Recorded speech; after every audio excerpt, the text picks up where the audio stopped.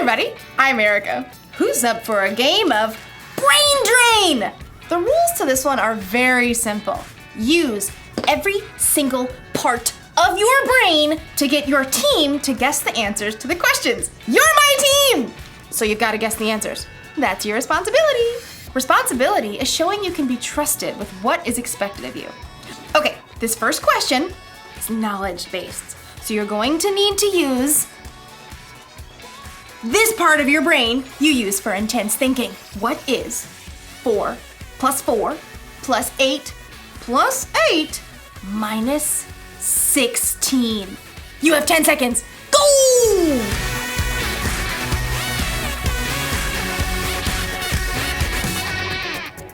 Carry the 1. Okay, time's up! Here's the answer. 4 plus 4 plus 8 plus 8 minus 16 is 8! Did you get the answer? Did you get the answer? Huh? Who got it? I'm gonna say you did.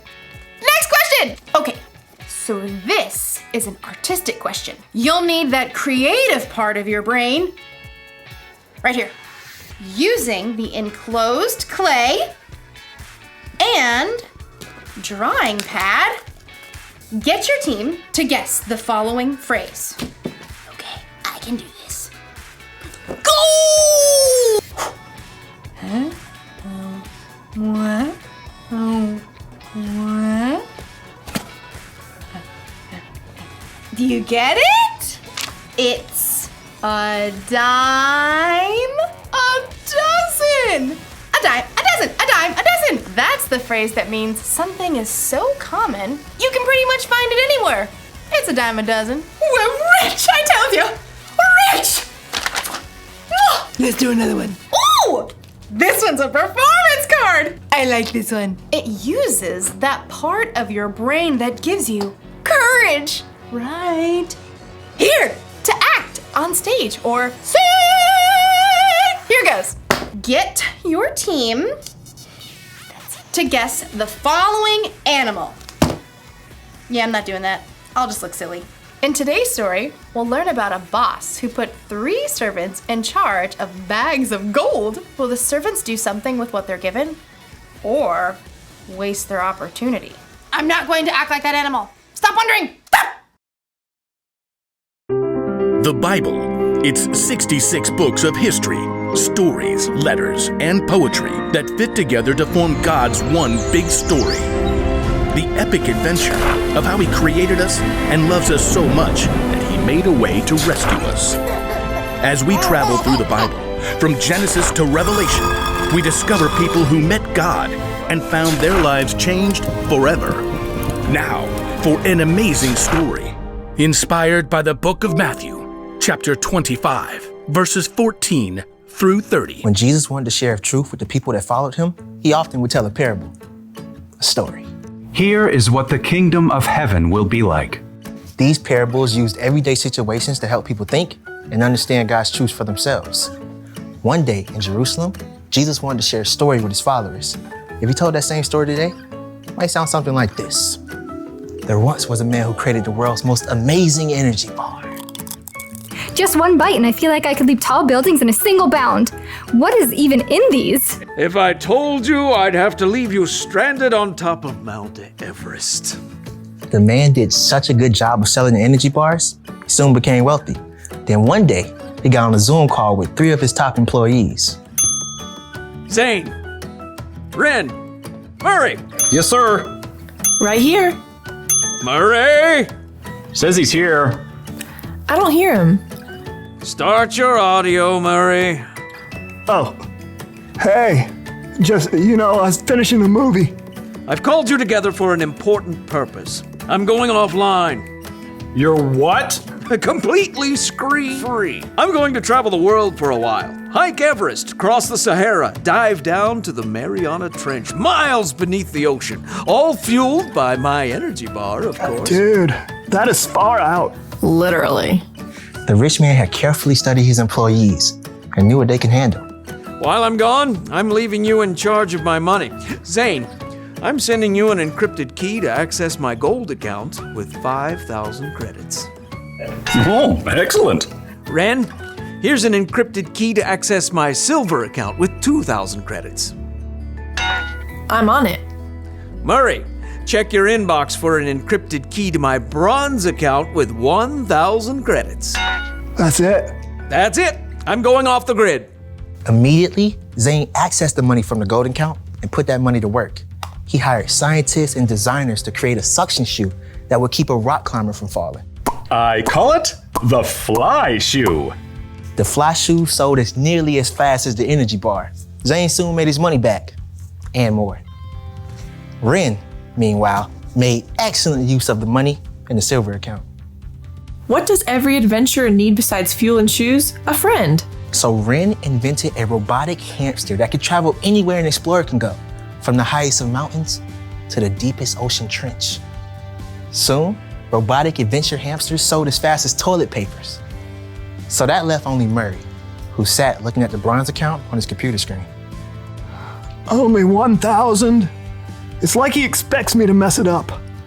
Well, I'll show him. Ha!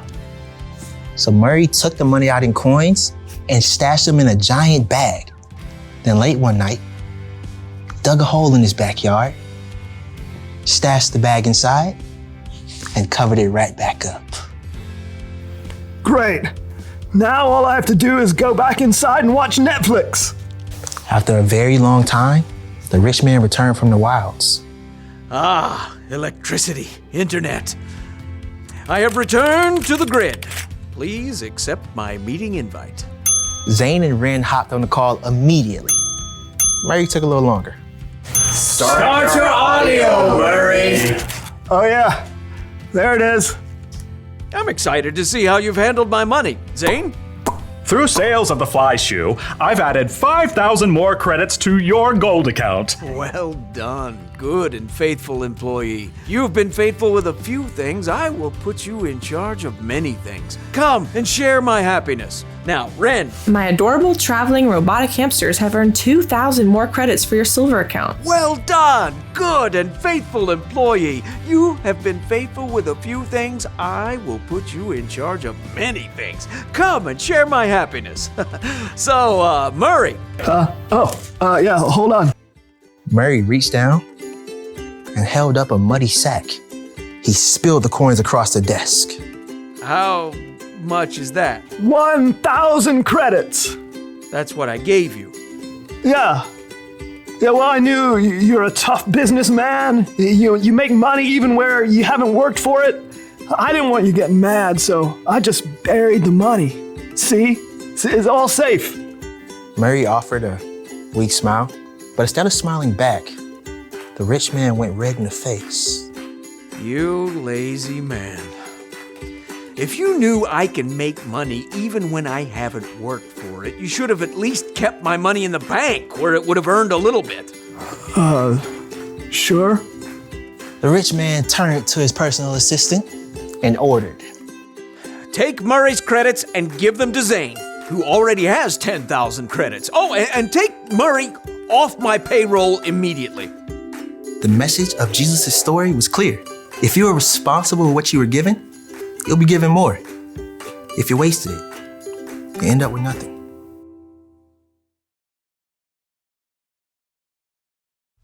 When Jesus told the story about the boss and the 3 servants, I think it was really a story about you and me. God is like the boss in the story, and we're the ones he entrusted with bags of gold. Okay, so maybe God didn't actually give you a bunch of gold, but you have definitely been given something. Each and every one of us has been uniquely created. We've been given unique talents and abilities. We use different parts of our brain. We are definitely not a dime a dozen. So, it's up to us to actually use what God has trusted us with. We can't just bury it in the ground and let it go to waste. And I think it's even better if we use what he's given us to make a difference in the world, to love God, and to love other people. So here's the rule for life to remember today.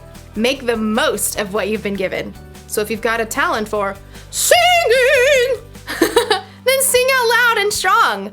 If you're good at intense thinking, then think about how you can make the world a better place. And if you happen to have the talent for acting like a wild animal, then let it out of its cage every once in a while, even if it makes you look silly. Did you get it? You're right. It was a zebra. See you next time. I'm kidding. It was an elephant. A really good elephant, too. I wonder what part of the brain that was. This one? This one? This one? This one? Definitely this one.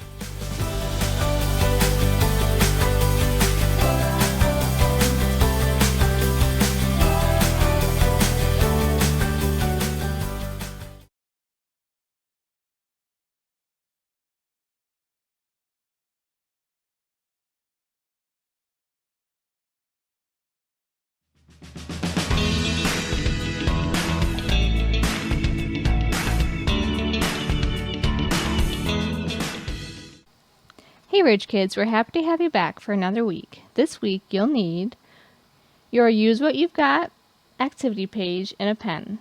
Let's get started.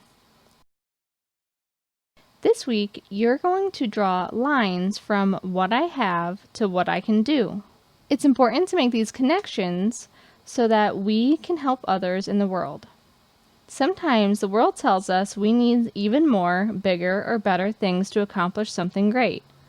God tells us He will give us what we need to accomplish His plans, and His plans are really awesome. That means all you have to do is look around and make the most of what you've been given. These are all great ideas we just talked about on our paper.